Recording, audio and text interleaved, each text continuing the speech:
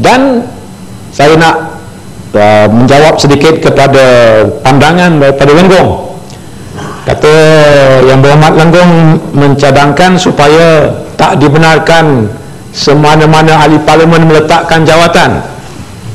Saya pun serba salah nak jawab, kerana pernah saya meletakkan jawatan sebagai ahli parlimen. Tetapi saya tak meletakkan jawatan sebagai ahli parlimen untuk memberi ruang bagi presiden parti saya bertanding. Tetapi saya meletakkan jawatan ketika itu kerana rakyat memilih saya sebagai calon UMNO Barisan Nasional. Dan bila saya terkeluar daripada UMNO baru, saya pun tidak ada parti, saya tak diterima oleh UMNO baru, jadi saya pun tidak ada parti. Takkanlah saya nak menjadi calon bebas. Rompin bangun ya, Pak. Tak penjelasan. Saya minta penjelasan agak terkeliru sikit. Dia kata saya tak jawatan, bukan saya nak bagi ketua parti saya tak faham dia parti apa tu. Saya sejarah ni kurang sikit, mungkin boleh untuk renungan kita kembali kan, melihat dahulu sejarah-sejarah. Soalan lagi menggiurkan.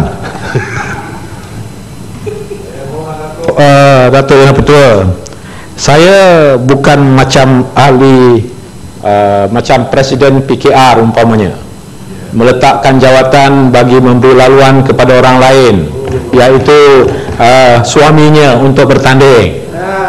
Maksudnya ya, saya tak meletakkan jawatan sebagai adon kajang, tak sampai setahun letak jawatan, dan tak akan beritahu kepada rakyat Kajang mengapa ia letak jawatan. Ada tak imbuhan? Apa sebabnya? Ini saya ingat satu-satu perkara yang harus dipikirkan oleh pengundi Kajang, bahawa besok nanti yang duduk sebagai adun Kajang yang sudah biasa meletakkan jawatan sebagai ahli parlimen akan juga meletakkan jawatan. Siapa nak sangka? Datuk Yang Pertua pasal rekodnya dah ada. Dan saya meletakkan jawatan ketika itu bukan atas sebab itu, tetapi saya meletakkan jawatan untuk memboleh saya bertanding sekali lagi, bukan untuk parti saya, presiden parti saya, pasal saya tak ada parti ketika itu. Tak ada presiden lah. Saya tak ada presiden, saya lah presidennya agaknya ya.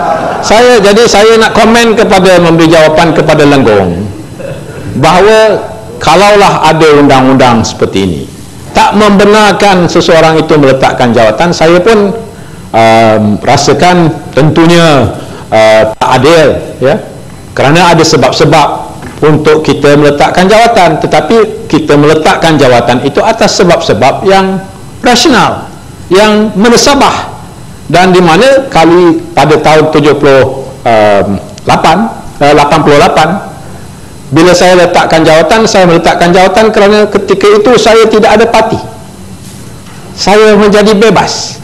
Saya tak suka jadi bebas, saya suka berada dalam parti, dan sebab itu saya meletakkan jawatan dan bertanding semula sebagai calon bebas, melambangkan kunci, juga dengan tujuan untuk membawa keadaan yang lebih tersusun, lebih teratur kepada parti yang menjadi kesayangan saya, di mana saya, tetapi saya juga mengambil keputusan untuk berehat dalam politik selama 3 tenggal, Datuk Yang Di-Pertua, kerana saya sedar bahawa saya tak boleh menggalakkan rakyat terus terkeliru, dan bukan soal saya peribadi untuk menduduki jawatan itu, tetapi ianya harus diselesaikan dengan cara yang terbaik. Alhamdulillah saya balik semula sebagai calon UMNO dan calon Barisan Nasional, duduk dalam Dewan Rakyat ini untuk 3 tenggal semenjak 2004.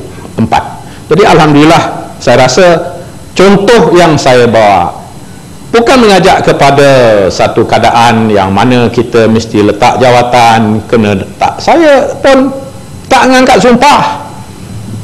Buat seketika tahu tak angkat sumpah sebagai Dewan Rakyat selepas menang pilihan raya kecil itu. Dan sebenarnya bila saya lihat ahli-ahli Parlimen Pakatan Rakyat pun kata tanda akad sumpah, saya kata saya nak tengok berapa macam mana lama berani mereka itu. Kalau saya menjadi mereka, saya takkan takut kalau yang dipetua kata kalau tak angkat sumpah nanti tak boleh jadi, selama-lama tak boleh angkat sumpah. Saya akan challenge yang dipetua dalam mahkamah. Pasal itu sebenarnya hak rakyat setelah memilih saya.